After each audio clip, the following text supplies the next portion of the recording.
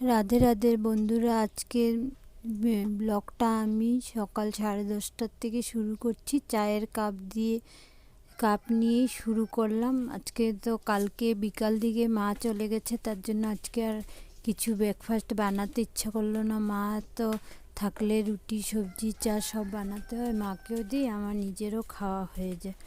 আর আজকে সকাল থেকে একদম বাড়িটা পুরো ঠান্ডা লাগছে, একদম কিছু হাল্লা চিল্লা কিছু নেই। মা থাকলে তো অনবরত কথা বলতে থাকে, আমার সাথেও কথা বলে, আশেপাশে দিদিদের সাথেও কথা বলতে থাকে ডেকে ডেকে। তো বাড়িটা একদম জমজমাট থাকে। আজ বাড়িতে 10-15 দিন মা থেকে গেছে, তার জন্য আজকে ঘরটা একদম ঠান্ডা লাগছে, ভালো লাগছে না। তার জন্য পাশের বাড়ির দিদি আমাকে একটু চা বানিয়ে দিয়েছে, বলছে চা খাবেন? আমি চা খাবো, তুমি খেলে তোমাকেও দেবো। আমি বলছিলাম না খাবো না, তাও দিল। তারপর আমার ঘরে বিস্কুট ছিল, বিস্কুট নিয়েছি, আর ওরা শনপাপড়ি আর ওই গুল বিস্কুটটা যে ওটা দিয়েছিল, আর আমি রাস্কিট বিস্কুট ঘরে ছিল, ঘরের দুটো নিয়ে ব্রেকফাস্ট করে নিলাম। ব্রেকফাস্ট করে তারপর সবজি কাটতে বসে গেলাম। আজকে বানাবো কাঁচা কলা আলু দিয়ে বেসনের বড়া করে তরকারি। সেই রেসিপিটা আপনাদের সঙ্গে শেয়ার করব, তাহলে দেখতে থাকুন আমি কিভাবে বানাই।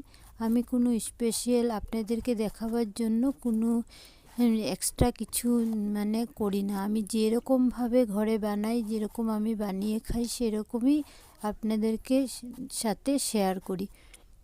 আজকের সবজিটা ভালোই হয়েছিল, ঘি গরম মশলা দিয়ে বানিয়েছি। নিরামিষে অল্প ঘি গরম মশলা দিলে ভালো লাগে খেতে, আর না হলে তো ভালো লাগে না। তাহলে সবজি কাটতে থাকি আমি, আপনারা দেখতে থাকুন। পুরো ভিডিওটা দেখার অনুরোধ রইল। ভালো লাগলে লাইক কমেন্ট শেয়ার, আর নতুন বন্ধুরা আমার চ্যানেলটাকে সাবস্ক্রাইব করতে ভুলবেন না, কিন্তু অবশ্যই সাবস্ক্রাইব করে দেবেন। তাহলে দেখতে থাকুন।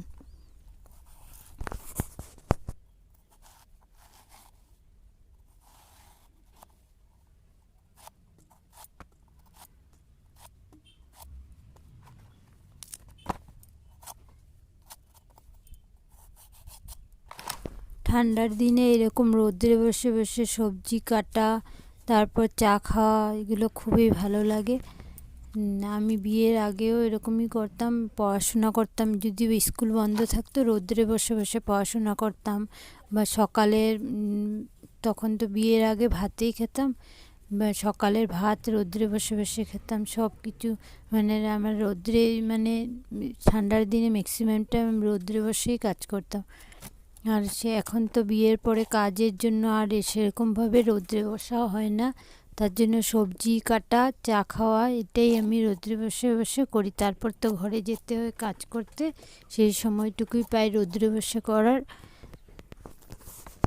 এখন আমার সবজিগুলো কাটা হয়ে গেছে, সবজিগুলো নিয়ে আমি ঘরে চলে যাব, রান্নাটা বসিয়ে দেব।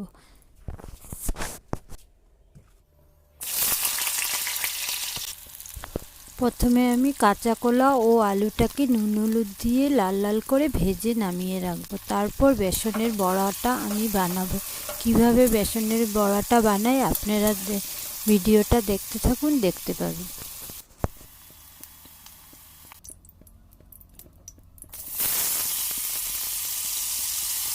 আমার কাঁচা কলাটা ভাজা হয়ে গেছে, নামিয়ে নিয়েছি। এখন আমি আলুটাকেও নুন হলুদ দিয়ে ভেজে নিচ্ছি।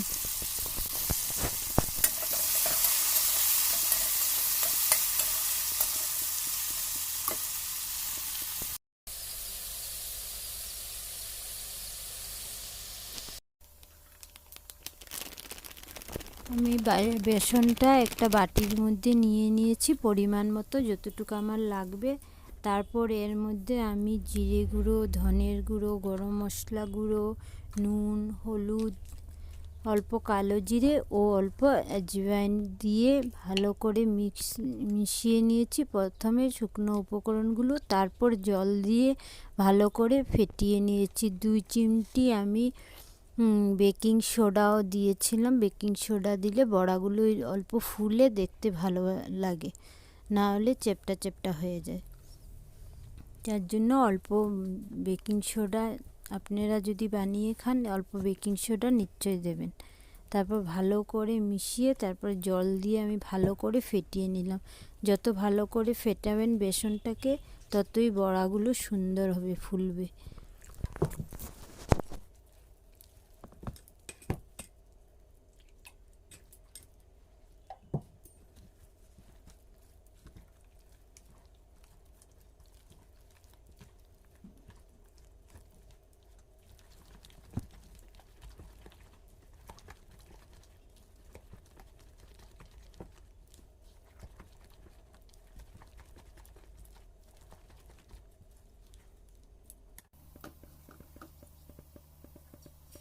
এখন আমি বেসনের বড়াগুলো ভেজে নেব এক এক করে।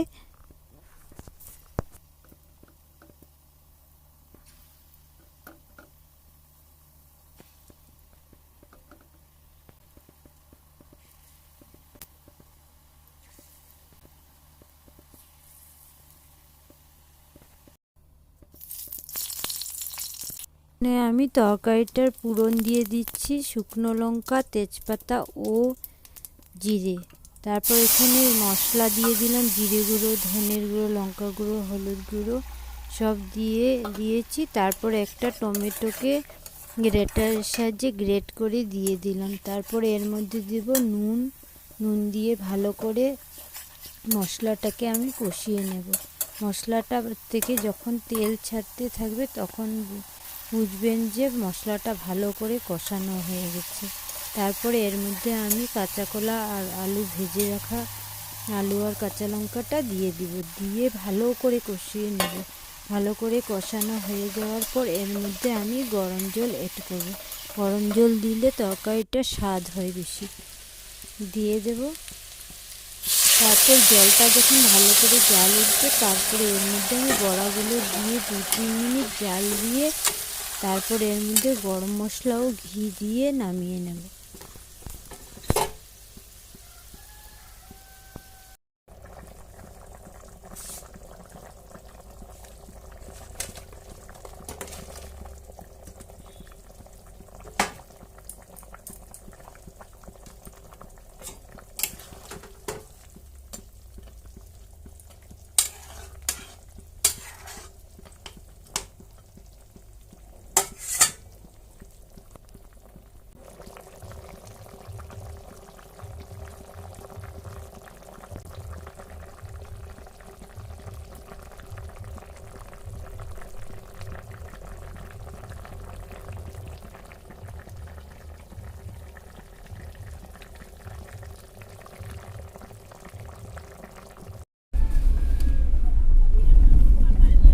তারপর খাওয়া দাওয়া করে একটু বেরিয়ে পড়লাম নার্সারির উদ্দেশ্যে। অনেক দিন ধরেই বলছিলাম কোনো জায়গায় ঘুরতে নিয়ে চলো, কোনো জায়গায় তো ঘুরতে নিয়ে যাইনি। তারপর বললাম চলো ঘুরতে যেতে লাগবে না, চলো একটু নার্সারিতেই গিয়ে আসি। আর এখানে আমাদের বাজারে পরশুরামকুণ্ডের মেলাটা এখানেই বসে আমাদের তেজু টাউনে। তো মেলার জন্য দোকানগুলো বানানো শুরু হয়ে গেছে। মেলা যখন বসবে আপনাদের সঙ্গে আমাদের তেজুর মেলাটাও শেয়ার করব। আপনারা আমার চ্যানেলের পর্দায় মেলাও দেখতে পারেন। আর এখান থেকে আমাদের টাওয়ার ক্লকটা দেখা যাচ্ছে।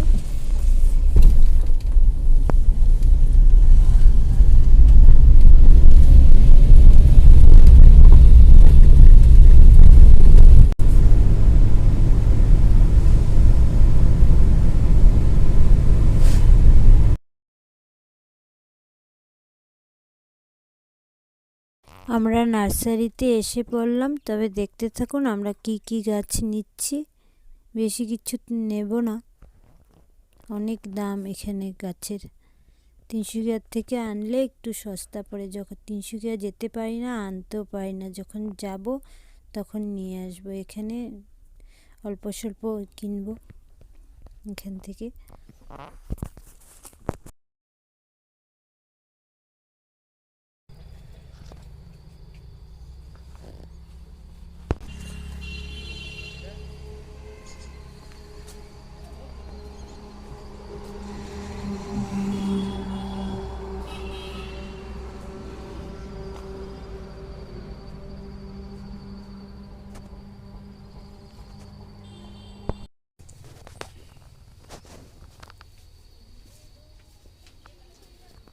এখানে সব ইনডোর প্লান্টগুলো রাখা আছে, আর বাইরে সব আউটডোর গাছগুলো ছিল। এখানে সব ইনডোর, দেখতে ভালোই লাগে, ইচ্ছা করে সবই কিনে নিয়ে আসি। তারপর গাছ কিনে আমি নার্সারির থেকে বেরিয়ে পড়লাম। আর এই হচ্ছে আমাদের তেজু কলেজ, ইন্দিরা গান্ধী কলেজ। চলেন আজকে আমি আপনাদেরকে আমাদের তেজু স্কুল কলেজগুলোর সাথে একটু ইন্ট্রোডিউস করাবো। এটা হচ্ছে আমাদের তেজুর হসপিটাল, গভর্নমেন্ট হসপিটাল।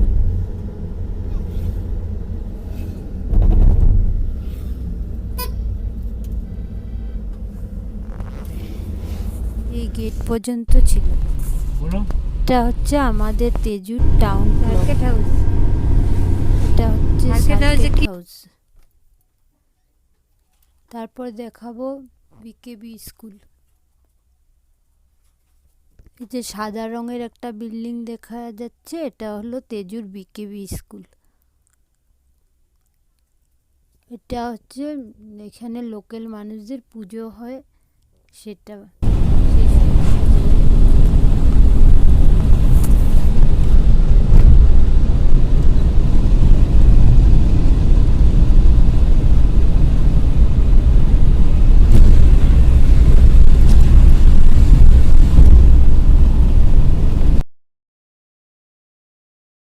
এই জায়গাটার নাম হচ্ছে তেজু নালা। নিচে নদী আছে, উপরে ব্রিজ।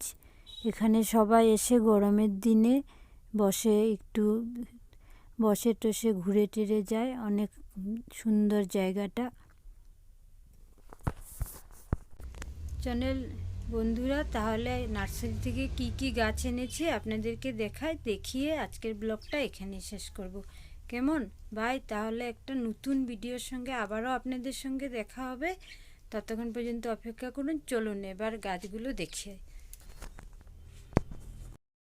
এই যে একটা চন্দ্রমল্লিকা এনেছি, আর এই একটা আর একটা সেম ফুল, কালার আলাদা, জানি না এগুলোকে কি ফুল বলে।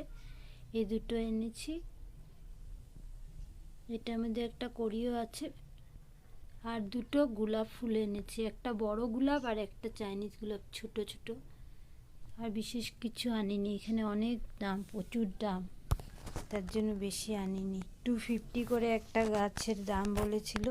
তারপরে 5টা নিয়েছি, তো টোটাল কত নিয়েছে, কত কমিয়েছে জানি না। তাহলে বাই।